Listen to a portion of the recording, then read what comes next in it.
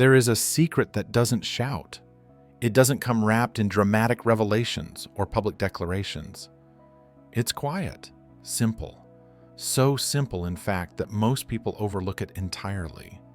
And yet, this quiet secret has the power to transform your life in ways that logic alone cannot explain. It doesn't require force, it doesn't need recognition, and it works best when it is done in silence. You don't need to announce it to the world. In fact, the less you talk about it, the stronger it becomes.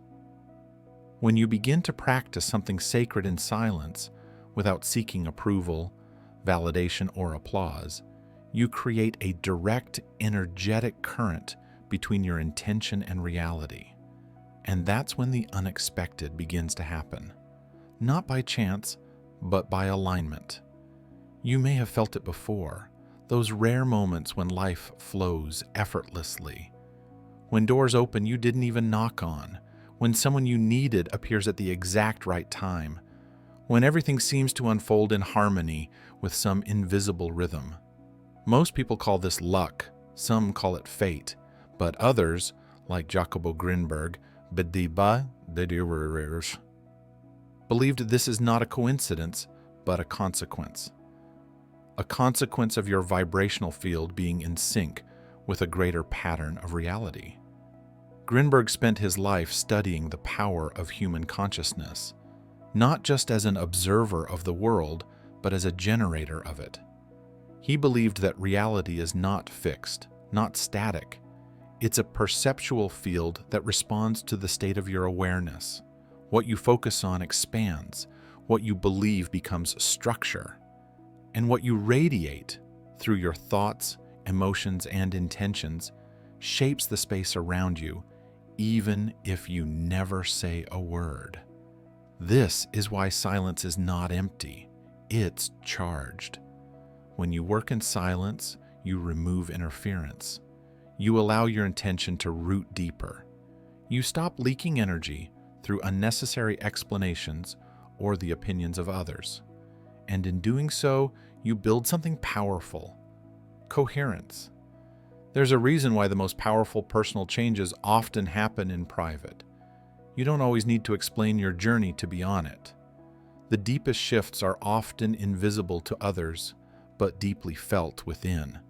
And that's where the transformation begins, not in performance, but in alignment. We've been conditioned to believe that manifestation requires effort, noise, hustle, visibility. But Grinberg's view was radically different. He believed that manifestation is not about control. It's about synchrony. It's not about pushing life. It's about allowing it.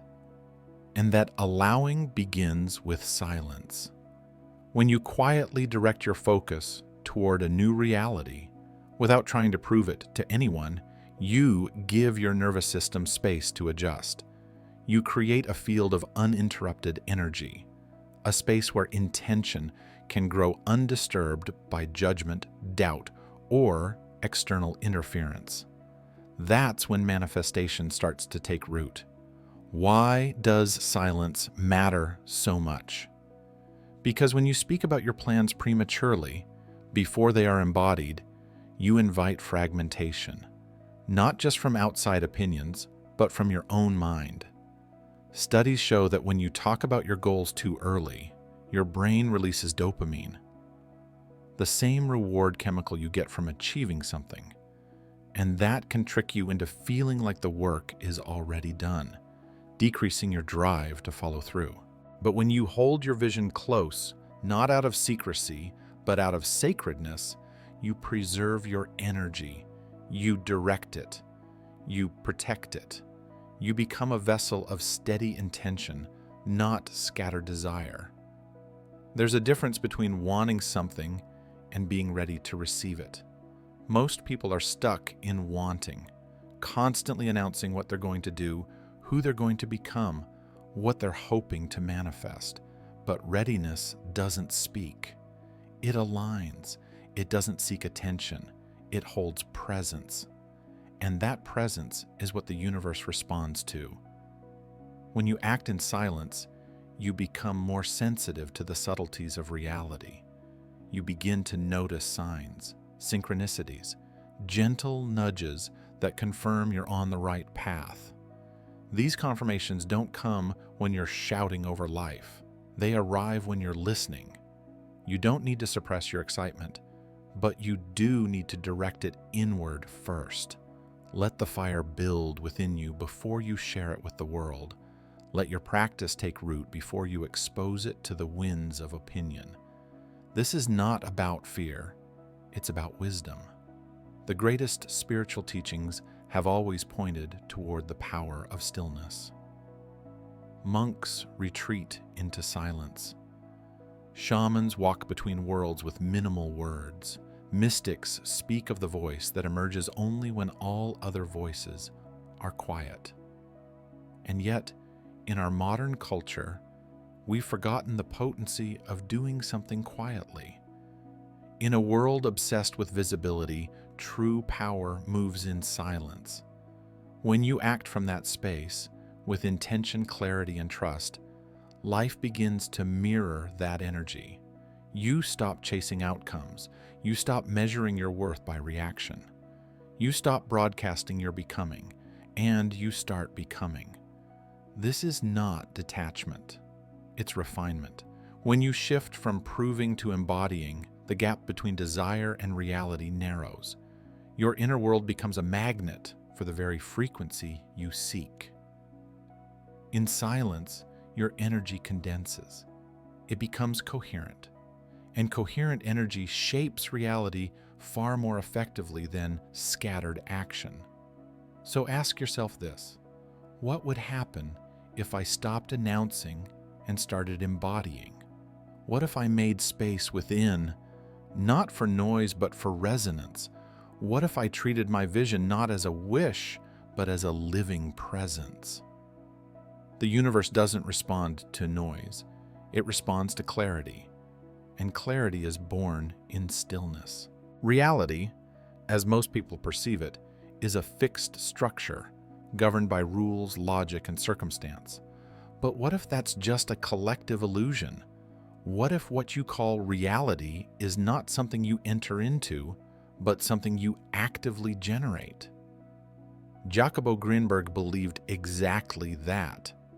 His research led him to a radical conclusion. Your experience of the world is not shaped by the world. It is shaped by your perception, and your perception is governed by the programs running deep within your subconscious mind. These programs are not visible. They are not loud, but they are powerful. They define what you believe you're worthy of, what you expect to happen, what you allow yourself to receive. And most importantly, they set the vibrational tone through which you interact with everything. This is why two people can live in the same world and experience completely different realities. One sees obstacles, the other sees openings. One meets resistance, the other flows. It has less to do with luck and more to do with inner frequency. Think of your subconscious as a tuning system.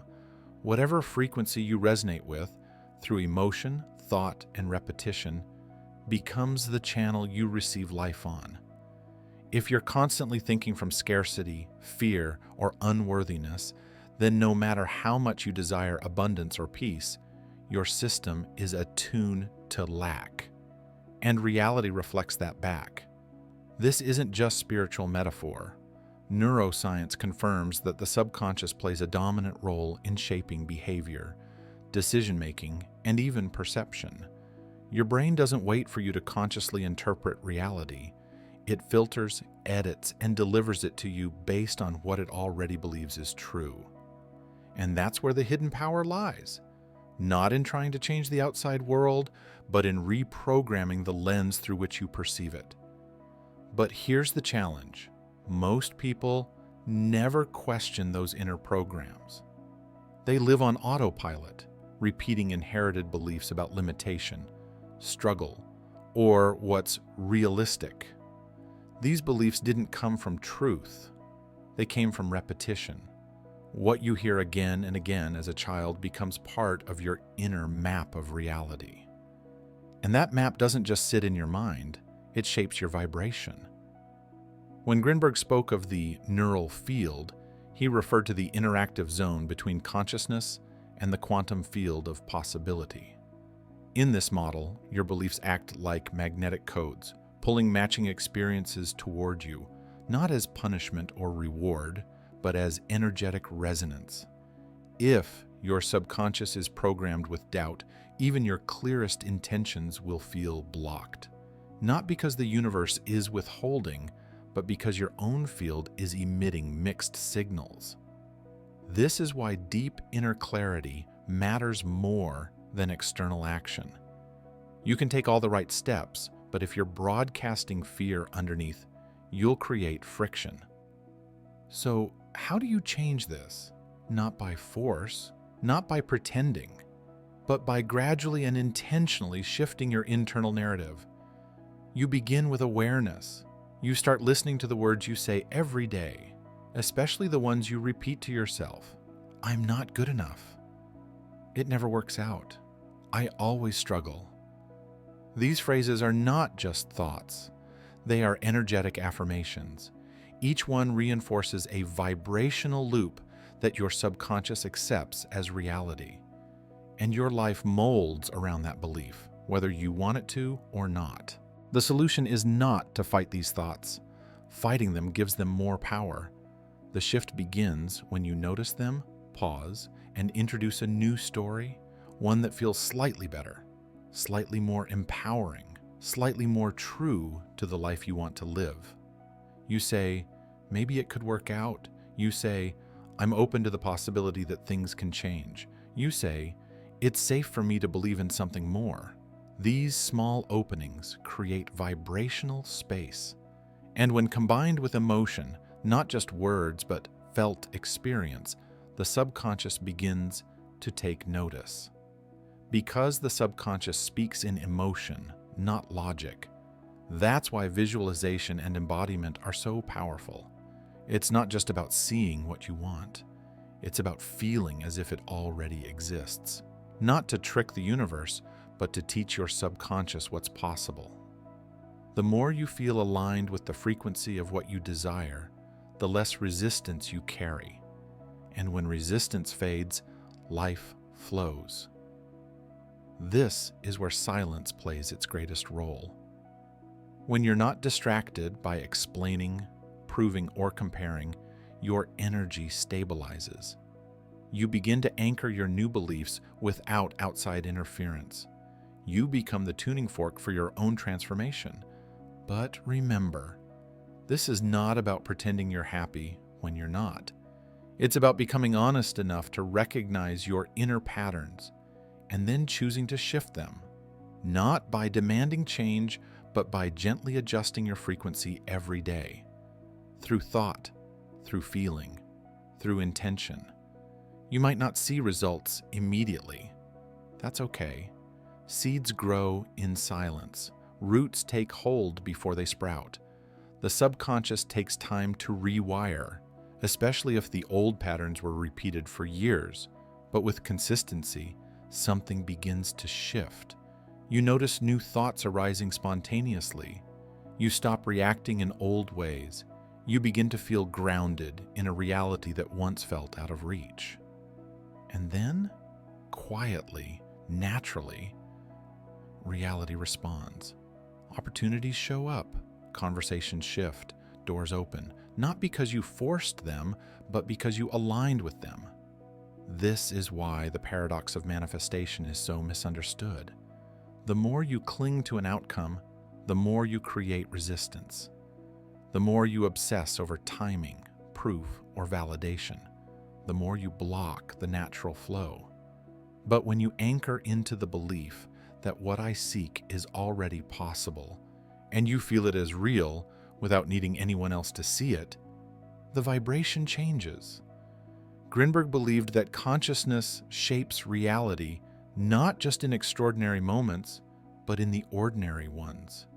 In the thoughts you repeat, the feelings you rehearse, the stillness you create. And when you learn to hold your vision in that quiet space between desire and doubt, something shifts. Not loudly, not dramatically, but meaningfully. You've done the inner work. You've held your vision in silence. You've shifted your vibration gently, consistently. But now comes the most misunderstood part of all: letting go. Letting go is not giving up. It's not apathy or indifference. It's presence. It's the deep inner knowing that you've done your part. And now you trust life to do the rest. This is the essence of the flow state. You've felt it before, those moments when everything aligns effortlessly. When events unfold with perfect timing, when conversations happen at just the right moment, when ideas arrive fully formed, without strain. This is not randomness. This is the result of coherence between your inner world and the unfolding rhythm of life. Jacobo Grinberg believed that the fabric of reality is not linear, but vibrational, that your thoughts and emotions weave directly into the structure of what you perceive. And when your internal vibration is clean, clear, and grounded in trust, reality bends, not because you control it, but because you've stopped resisting it. Resistance is subtle. It hides in the need for proof, in the desperate checking, in the silent belief that if you don't push, nothing will happen. But this pressure is what closes doors. It's the energetic friction that distorts the very thing you're trying to invite. Letting go, by contrast, is stillness with presence. It's not passive, it's powerful. It says, I am aligned. I am ready. I don't need to prove it. I simply live it. This is why some people seem to live with ease while others struggle. It's not luck, it's alignment. People in flow don't force outcomes. They follow inner signals. They act not from desperation, but from clarity. They are guided, not driven, and life meets them with synchronicity. Synchronicity is not magic, it's coherence. It's the reflection of your internal harmony mirrored through external events. Carl Jung called it meaningful coincidence. Events that defy logic, but feel unmistakably aligned. Grinberg extended this idea into the quantum field, where potential realities exist simultaneously, and the observer, through attention and vibration, selects the one they resonate with. You don't attract what you want, you attract what you are. That's why presence matters. That's why emotion matters. And that's why gratitude is not just a spiritual cliche, it's a vibrational key. Gratitude is the frequency of already having. It tells the universe, I see what's here. I recognize its value. I am available for more. Gratitude dissolves lack. It clears mental static. It aligns you with the energy of fullness. And that fullness is magnetic. Start with what you have. Breathe into the simplicity of this moment. Look around and notice not what's missing, but what's quietly supporting you. The light, the breath, the fact that you are still here, still growing, still capable of becoming. Gratitude anchors you in the now, and the now is the only place manifestation can truly occur. The future is always a projection, but the present, felt, honored, embraced, is power. This is the paradox. The more you chase the future, the more you postpone it. But the more you embody wholeness now, the more the future arrives naturally, almost effortlessly. And this is the real secret. When you stop needing, life starts offering. When you stop proving, life starts responding. When you stop fighting the current, you discover you've been carried all along. None of this means you stop acting, but your actions become cleaner, simpler, more intuitive. You no longer move from fear, you move from resonance. You feel when to rest, when to speak, when to release, when to act, and your timing becomes impeccable. Not because you calculated it, but because you listened. The universe is not chaotic, it's responsive. It doesn't reward struggle, it responds to energy. And when your energy is settled, life becomes clearer. Opportunities are easier to spot. People respond to your calm, and doors that once seemed locked begin to shift gently on their own. But none of this can be rushed. You can't demand trust. You can only cultivate it. And you do that by staying close to yourself, by honoring your inner work even when no one sees it, by continuing in silence when the world expects noise, and slowly you become the very thing you were seeking. Not externally validated, but internally aligned. Not constantly reaching, but steadily receiving. This is not the loud path. It's not the path that gets applause, but it's the real one. It's the one that leads to peace. And in peace, all things become possible. So breathe, come back to now. Feel your energy in this moment. No striving, no explaining, just being. Just trusting that what is aligned for you cannot miss you, and what is not aligned cannot stay. You don't need to chase. You don't need to push. You only need to stay present, grateful, and quietly aligned with the life you are already creating.